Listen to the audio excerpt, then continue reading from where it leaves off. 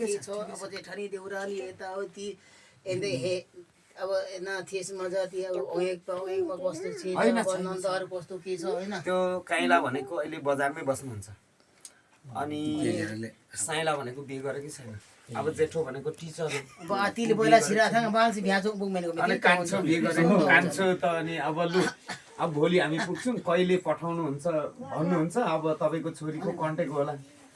कन्ट्याक्टमा रहँदाखेरि म के पनि कन्ट्याक्टै हो पाउँदिन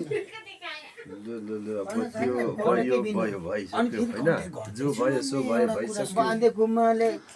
उसको आमाको फोन गरेको थियो मैले उठाउँदै ट्याक्कै फोनै काटिदियो अनि रिस उठ्दैन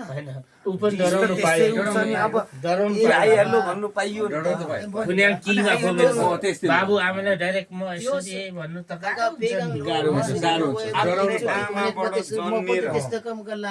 फोन गर्दाखेरि अनि मान्छे होइन नि किन के त भन्दा जन्म दिने आमा कर्म दिने आमा डराउनु पाउँछ काटिहाल्नु चाहिँ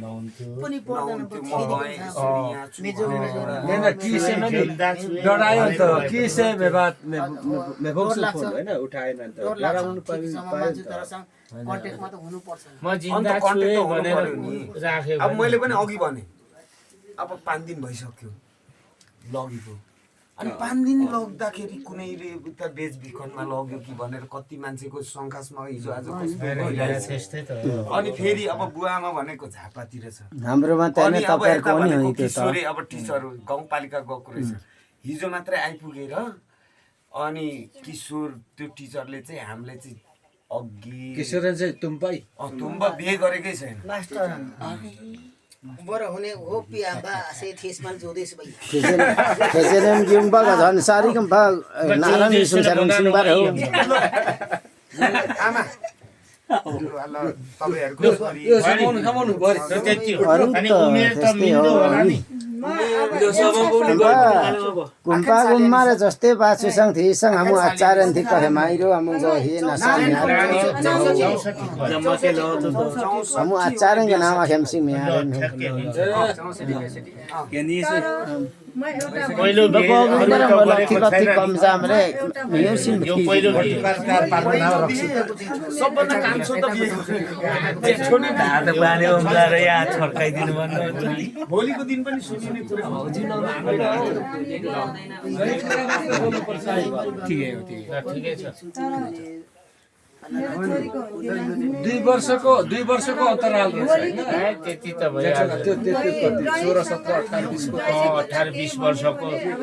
30 वर्षको त मेरो बुढी त 17 वर्ष कान्छी हो अरे ए राम हुन्छ त 2 वर्षको अन्तराल त के फरक छ अनि जेठ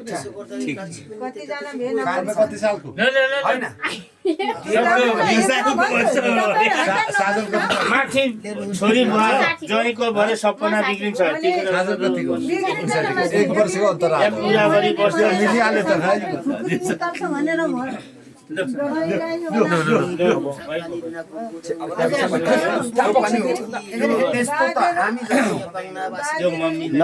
पछि तपाईहरुको छोरी चेली ल्याउँदा पनि यसरी हल्का हुनु पर्छ नि धेरै कष्ट पाइएन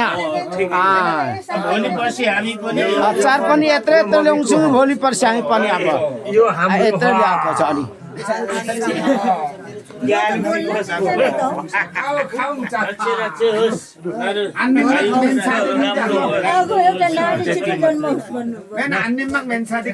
दुईजना जन्माओस्